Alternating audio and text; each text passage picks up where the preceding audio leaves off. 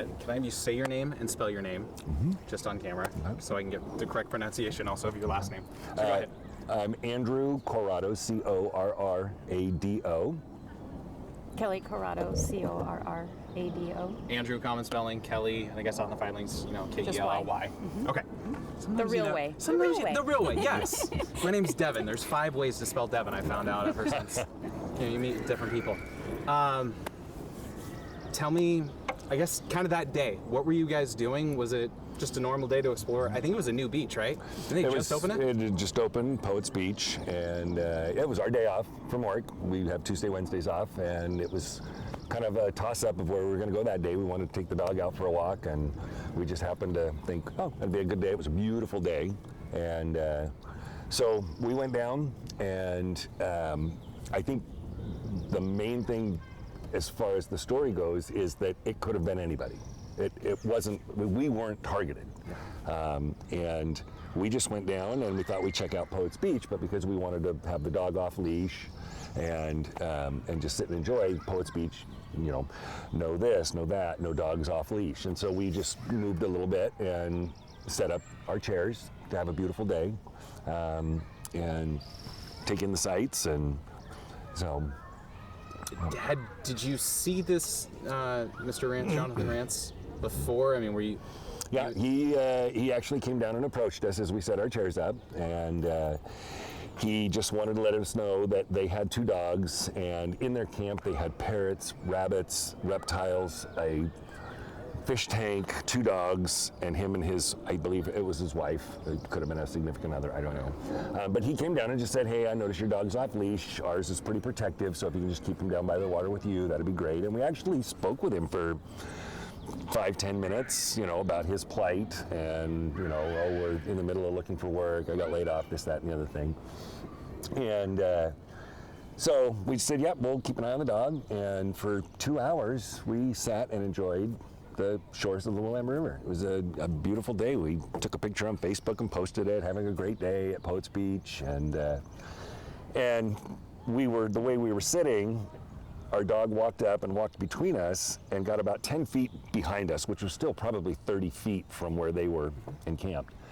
And I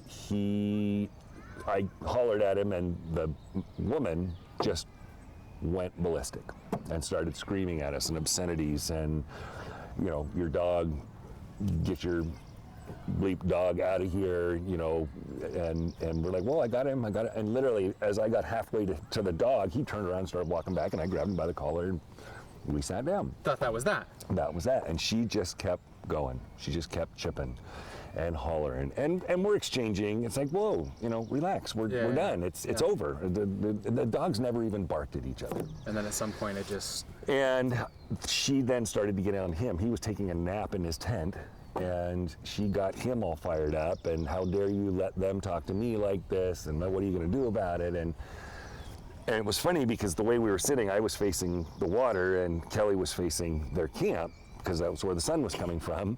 And I saw her kind of roll her eyes, and she just said, oh, here he comes again. And he comes down and he just blatantly said, you have to leave. And I'm sorry, excuse me? He's like, you have to leave. And we're like, well, no, we don't. This is, we're just sitting here enjoying the river. And that's when he reached into his pants and extended a ASP, police baton, basically, and came over and struck me in the shoulder and started backing me into the river. And so Kel stands up and realizes what's going on, and she comes over and is like, whoa, okay. And at this point, I'm starting to back up towards the river, and I'm like, okay, we'll go. It's not worth it, we'll go. And Kel went over to say something to him or to get him to calm down, and he lifted her up with both hands and chucked her about 10 feet onto the rocks. And now I'm thigh deep, or about knee deep, in the Willamette River. Was he throwing rocks at you too? Well, so now he's got me backed into the river, and he's picking up river rock and throwing them at me. And the way I remember telling it to the police was I felt like the Matrix, because I'm dodging these boulders that are coming at me. Kel manages to get herself up on the beach and starts scrambling back to our bag to get the phone. And he turned his attention on her and pushed her down again And then that's when he struck her right up here on the head with his baton, knocked her out, knocked her down, and then probably 3 or 4 more blows to the back and upper torso as she's trying to get a phone. And he saw my phone laying on the ground and picked it up and threw it in the river. I didn't realize this until after the fact. He confessed to it after he'd been arrested. And but because of the way he had her pinned down and I'm in the water, it was just happening so fast. And he got on top of her, and she had actually fallen back and was now on her phone, thank God, because he didn't see it. And you know, he was deliberately trying to get it to the point where we could not communicate. And it wasn't until she realized that she had blood streaming down her face and down her neck that she's like, Andy, I'm bleeding, and just started screaming at the top of her lungs. And that got the attention of the lifeguard and the park ranger that were at Poets Beach. What's going through your mind during this whole thing? I mean, That I'm gonna die. And had our dog, this was our dog that was with us, had he, thank God he just stepped back, because this guy was crazed. He was absolutely an animal at that moment. He didn't care that she's 110 pounds soaking wet. He's beating on her and pinning her down, trying to get the phone from her. And I'm in absolute disbelief. I can't even move. And it's happening so fast. And finally, when she screamed and the ranger came over and was hollering, we're coming, and he just nonchalantly stood up and he said, go ahead and call the police. I don't care. They'll never find me. I'm just going to disappear up under the road and disappear. He said, and I'm going to watch what car you get into. I'm going to follow you home. So be careful. And oh, and just by the way, I've got a shotgun in my tent. And I'm hearing this, and I'm still just absolutely in disbelief, because now I'm sitting there looking at her, trying to comfort her, and the park ranger and the lifeguard were the ones that called 911. Yeah. But the crazy thing about the whole story was, within 2 minutes of us getting down to the beach that day at about 2 o'clock, 2:30, something like that, the police came down. This was before we had our exchange with him. Oh, it was right after we had the exchange with him. The police came down because there had been a call that this couple was harassing and trying to assault other people that had come down just before us. And so one of the officers came over and said, hey, have you seen anything? Did you see anything? I said, no, we just set up our chairs. We just got here. We didn't see anything. And the police officer said to me, you guys might be safer over at Poets Beach. And I kind of thought that was an odd comment, just because, well, why? We're just sitting in the rocks by the river. Yeah. But after the fact, here now at 5:30, when I'm following the ambulance going to Emmanuel Hospital with her in the ambulance, I'm sitting there going, that was a really bizarre comment. Why, if you felt there was danger at that moment and you're advising us to go to a different part of the beach, why has this person been camping here with multiple calls to the police for other altercations that were very similar? Why has this family been camping there this long? And that's the reason, I understand, for the lawsuit. That's right? the One crux. of the, Because our assailant was arrested, he was tried in court, he got 4 years in prison, and so justice on that side was done. But justice was never done.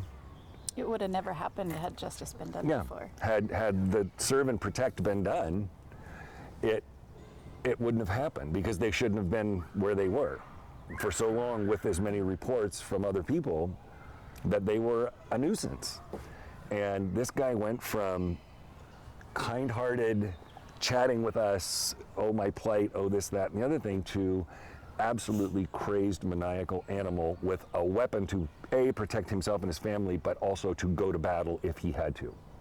We didn't go to Poets Beach that day to get beat up, and like I said, it could have been anybody. We weren't targeted. It was, somebody was going to be targeted because he was done with us on his beach. How has the last 2 years been for you? I mean, just how has that changed you? It's awful. Unfortunately, there's a lot of panic and anxiety that I have that I never had before. And I've had to learn how to trust people. And that's really tough. because I shouldn't have to question every person I come in contact with. And it's terrible. It's an awful thing to live with. Have you been back to Poets Beach? Will you go back? No. Do you feel safe downtown? With my job, Yeah.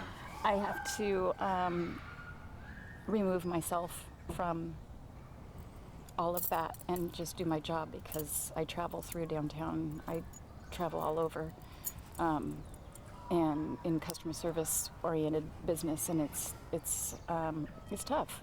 I have a lot of panic and anxiety that I have to completely shut down. Jonathan Rance is It's tough. he's just a face to the criminal element that could be any of the people that are holed up downtown. Yeah. And that's the unfortunate part is right now the status quo of what's being done to protect good, employed, tax-paying, lawful citizens are being trumped by the protection almost of these people that harass, assault, live off the city, do what they want, leave their trash, leave their garbage, and with no regard to anybody else except putting good, decent people in the same fear that we have. But it's not a matter of if it's going to happen again, it's when. And it's happened since ours, it happened before ours, and it's going to continue happening if this continued lack of serving and protecting continues. And we both feel like the current administration is protecting the bad side, not the good people that want to use these parks, that want to use the river, that want to use downtown, that want to go shopping. And the fact that it's being allowed to have businesses closed down in downtown Portland because business owners are afraid for their customers and their employees to walk into work every day. That is wrong. And yet it just continues to happen, and they've turned a blind eye. And unfortunately, we took a brunt of it. She took 90% of it. And that is, I deal with that every day. I deal with the guilt and what didn't I do? What should I have done? And I don't know. I can't answer that, because if I sit and brood over it and try and answer it, it just makes me even more angry at myself, because I could not protect her. It's almost like a survivor's guilt in a sense. Yeah, it is, and that's horrible. It's just a horrible way to have to now question everywhere we go. We've always been outgoing people. We've, not to say we throw caution to the wind, but we go out and we have fun, and you never think of that stuff. But now our life has changed dramatically. We're constantly looking over. On the inside, we put on a good face for our friends and our family and each other, but we didn't realize until we really kind of got thinking about this whole process that our days off now, we just either get into the confines of our backyard and don't do anything, or we go down to the beach and stay down at the beach for a couple of days. Because it's hard to go, well, let's go bike ride on the waterfront, or let's go, and do Up we here do? and hike around. Yeah. This was our favorite park. Do we do We're that here all the still? time. Yeah, but it's different. It's different. It's almost like I'd rather make an excuse not to do it and be safe in my backyard, or safe at the beach house. And it was kind of a bat to the head in the last few months that we've kind of started to think about how we were going to go out this process, how much we have inside that we haven't dealt with. And that's scary. And I don't know if we'll never be the same, and that's not fair. It's just not fair, because I have to live my life a little bit differently now, and I don't. That was taken from us. Somebody else forced that hand. Yeah. Can I bring you back to, and I hate to do this, but he told the story a bit. Can I bring you back to that time and just get what was going through your mind? I mean, when you see him attack your husband or go after your husband, and then he turns to you, what are you thinking? That I was the only person in the world that there was nobody there and that he was going to kill me. That I was going to die. Because I'm not sure if I hadn't have screamed, if he probably would have kept beating me.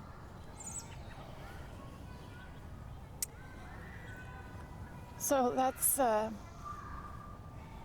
icky thing to have to live with, to face a situation of possible death, of leaving my husband as without a wife, and my kids without a mom, all because I just wanted to sit on a beach in the sun and play with my dog and enjoy the afternoon with my husband on my day off, like I had done many times before. So it was awful. It's still awful. We'll just never be the same. It's amazing how jumpy she is. Just noises in and around outside the house, a car going by too fast, and she'll jump and be, and it's a horrible way to go through life, that you're constantly, you're on edge. Even though you don't necessarily think of it day to day, you don't think of it, but when it happens, she was never that way. Things didn't, sirens going by didn't, and sometimes I could just see her tense up and and she'll shut down. And what do you guys want to have happen? I mean, what is the ultimate goal? I mean, I know that you guys are seeking $1 million combined and for damages, but there's more to it than just monetary. Yeah, and that's really not even, I mean, we had to put a number. Yeah. That's not the important thing. The status quo isn't okay. Change right now is what needs to happen, and Portland doesn't need more bike paths and garbage cans in downtown Portland. Portland needs, I don't know what the answer is. I don't know what the answer is, but not coming up with an answer isn't an option.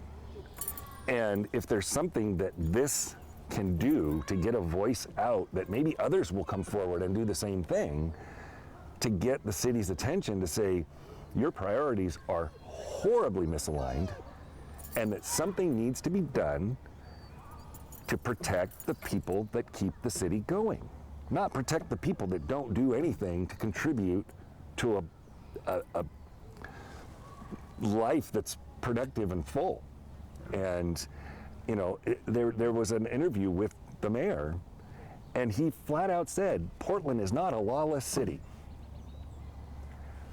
And boy, talk about people that have been through a horribly lawless situation and see it every day in our work.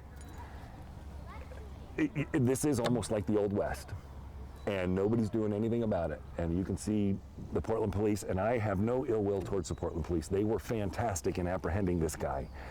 Unfortunately, their hands are tied because of the current administration and what they can do to protect. And I don't know what the answer is. I hope to be part of the solution. We hope to be part of the solution. But until then, the status quo is not okay. What's being done right now is not okay. And I'm sure they have their hands full. I know it, I get it. But that doesn't excuse the behavior that's being done and overlooked and almost awarded, if you will, in the services that are available to a lot of this indigent population that is more of the criminal element than the true homeless or mentally ill, which is, I don't even want to get into that. But so we're seeking change. I don't quite understand what that change is yet. It seems pretty clear and obvious, but it's going to take some time. But you can't do nothing. That's not an option. After this happened to us, we felt so alone and so isolated and almost guilty that we had done something to provoke this when we had done nothing at all. And so I want awareness that if the other people that this has happened to, I know what you're going through. I know the scared, alone feeling you feel like always. always what's going on around me. Am I the only person here? Who's going to protect me? Do you guys have any pictures of what happened? I don't know if you, for evidence, if you took any pictures or. I have some pictures of my head and some Yeah. bruising on my back. Would you feel comfortable sharing those? Do you have them? I do. Did I take them with your camera? Yeah, after the, and unfortunately we didn't get any pictures on